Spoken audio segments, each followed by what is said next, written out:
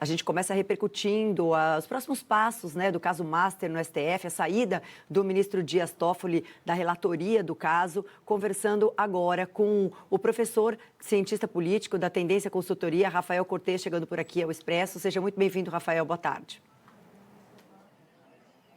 Boa tarde, Andressa. É um prazer estar aqui com vocês. Boa tarde, Lene. Cortes, queria te ouvir a respeito sobre o André Mendonça agora liderando essa relatoria do caso do Banco Master, né? Mas principalmente substituindo o Dias Toffoli nessa decisão de afastamento da suspeição, da arguição de suspeição ontem. Pegou muitos juristas contrariados com essa decisão, porque a gente fala de toda a corte praticamente assinando pelo afastamento dessa suspeição do Dias Toffoli. Qual foi sua avaliação como cientista político? Realmente cabível? Dá para a gente entender de alguma maneira como é que esse afastamento se deu e o Dias Toffoli realmente sai, deixa tudo como estava e da forma que estava, agora redistribuído para o André Mendonça? Qual é o entendimento que a gente pode ter do que acontece no sistema judiciário no Brasil com esse caso principalmente? Olha, Lene, aqui a gente tem a dimensão jurídica e a dimensão política, né? Eu começo com a parte política de todo esse processo, que tem a ver com a imagem do Supremo Tribunal Federal, né? Não só por conta do Banco Master, mas por conta de todo o contexto, todo o protagonismo que o Supremo Tribunal tem recebido no processo político, e aí com destaque para os ministros do STF, e a gente tem uma espécie de luta entre o Supremo Tribunal Federal e uma parte do mundo da política relativa à extensão dos poderes do Supremo, relativo à ideia de que também o Supremo precisa ser controlado. Enfim, então a gente tem esse jogo político institucional que não começou com o caso Master, mas de alguma maneira dá contexto a essa decisão dos ministros no dia de ontem, né? Havia muita pressão e com isso a gente vai indo para a dimensão jurídica a partir dessa pressão política por conta do que aparentemente a Polícia Federal vem descobrindo, possíveis ligações pessoais entre o ministro relator, que era o relator Dias Toffoli, e o Daniel Wolcar, enfim, todo esse imbróglio. Isso foi gerando alguns constrangimentos, sobretudo em relação à Polícia Federal, até que ontem um relatório foi digerido pelos ministros do Supremo, por todo o colegiado, e a saída que foi encontrada é uma saída que mantém a legalidade das decisões do ministro Dias Toffoli, né? Coloca explicitamente que não haveria, em tese, em causa a suspensão, né? Motivos para a suspensão do ministro, mas que ele, de forma voluntária, para o melhor andamento dos trabalhos, iria se afastar, e a relatoria ficou agora nas mãos do André Mendonça. Em tese, ele dá continuidade ao processo de investigação, dado que o Supremo não revisou, né, não jogou de lado o que já tinha acontecido até então. Fica a expectativa para esse material da Polícia Federal, enfim, das investigações, para a gente ver a extensão de todo esse imbróglio. Os ministros do Supremo esperam que, com a saída do Toffoli da relatoria, essa pressão política, esse primeiro componente que eu mencionei, esse entorno político, que minimiza um pouco para preservar a imagem do Supremo Tribunal Federal.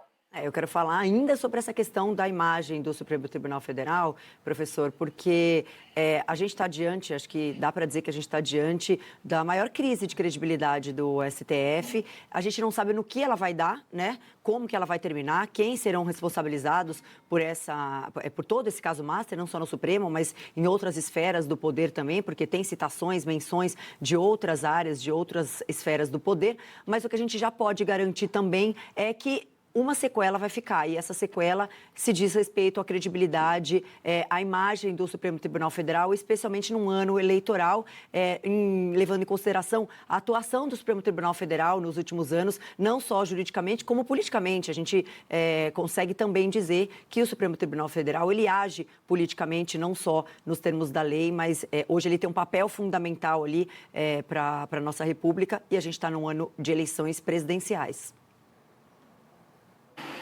Andressa, eu acho que é uma consequência natural do protagonismo político que o Supremo Tribunal Federal obteve nos últimos anos, em parte por conta do próprio texto constitucional, enfim, das prerrogativas institucionais que o Supremo Tribunal Federal tem dentro do sistema político brasileiro, ou seja, é uma casa com muito protagonismo, a gente tem uma Constituição muito generosa e, portanto, o Supremo, como o guardião último da Constituição, sempre está se manifestando acerca de temas do dia a dia da sociedade, com impacto político. Então, isso tem muito a ver com as regras do jogo, mas, obviamente, tem também a dimensão conjuntural, né? A democracia brasileira vem enfrentando uma série de conflitos políticos. Quando esses conflitos não são resolvidos em termos políticos, se chama o Supremo. Daí que esse protagonismo é natural e com o protagonismo vem o ônus e o bônus. E agora o Supremo tem assistido muito do ônus de ter esse processo, fica todo mundo monitorando muito de perto o comportamento dos ministros do Supremo, sobretudo diante de agenda, diante de um fenômeno, que é o caso Master, que impactou bastante o debate público, até pela natureza dele, né? A gravidade do que está acontecendo nesse momento. Então, diante de todas essas especulações, o comportamento dos ministros, salário, fica todo mundo muito de olho. Havia algum tempo algum sinal de que poderia ter ali uma ligação mais próxima, ainda não devidamente explicada, por parte do ministro Dias Toffoli. Isso gerava um impasse dentro da corte. A gente tem visto aí a repercussão dos bastidores dessa reunião de ontem e mostra alguma divisão importante dentro da corte, de tal sorte que, em alguma medida, foi uma tentativa nesse ponto que você mencionou, de minimizar essa pressão política, até para não arranhar ainda mais a imagem do Supremo Tribunal Federal.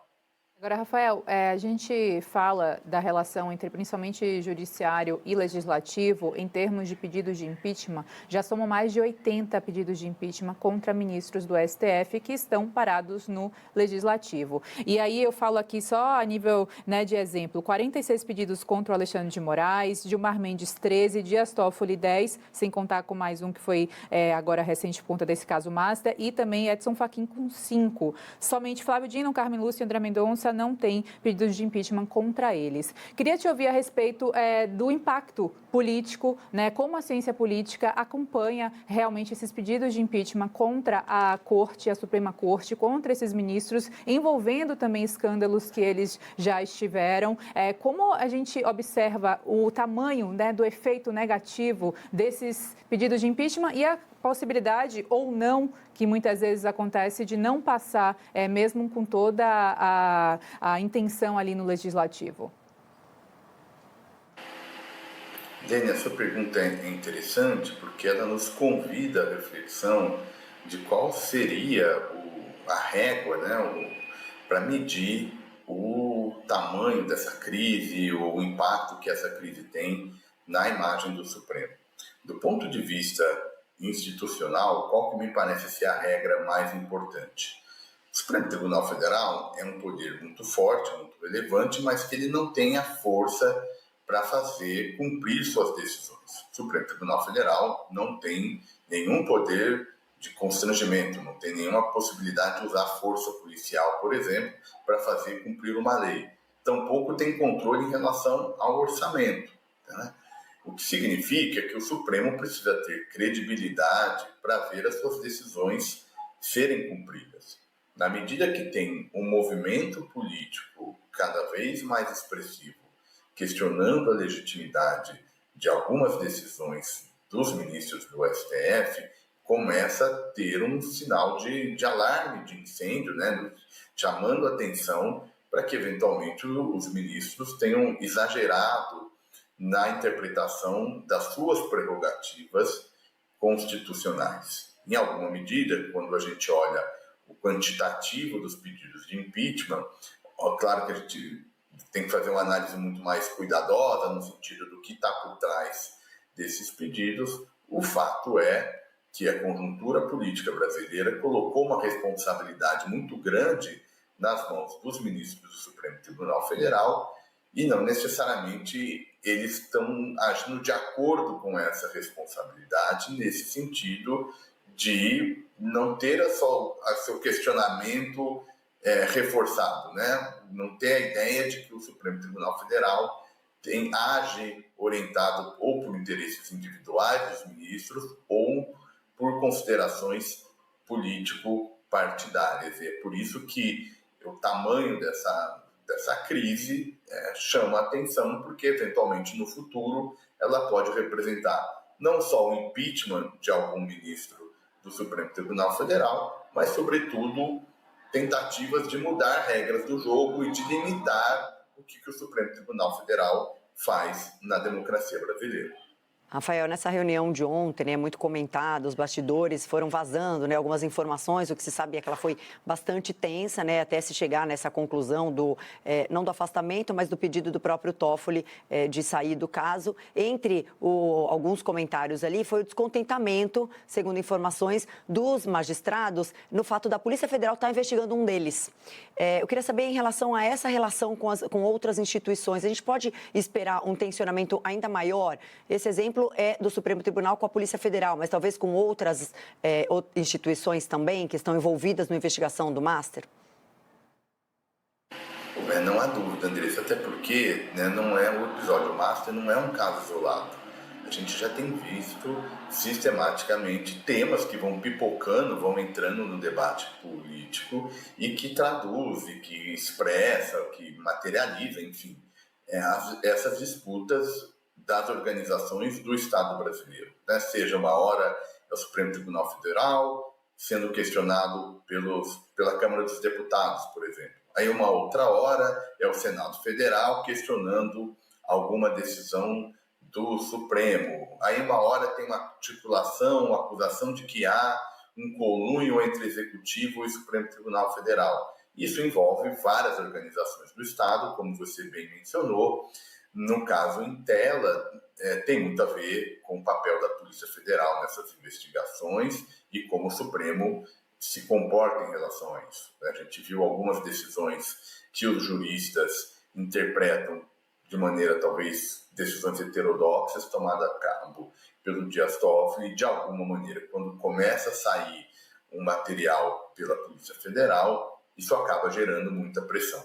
Então, acho que aqui é preciso muita cautela para a gente não deixar de perder de vista que por trás desse escândalo, enfim, desse caso, tem essa luta institucional, né? As organizações querendo se fortalecer e aproveitando esses momentos de maior crise. Então, é preciso ter muita serenidade agora da parte do presidente do Supremo Tribunal Federal, ministro Edson Fachin, e da própria elite política, para a gente conseguir preservar o que é importante do interesse público, que é um sistema que consegue investigar e controlar o uso do poder político, de recursos públicos, porque é isso que se espera de um Estado republicano. Rafael Cortes, muito obrigada pela participação aqui no Expresso Band News. Ótimo final de semana e até a próxima. Obrigado, Lene, Andressa. É sempre um prazer estar conversando com vocês aqui da Band News. Deixo uma boa tarde à sua audiência. Valeu.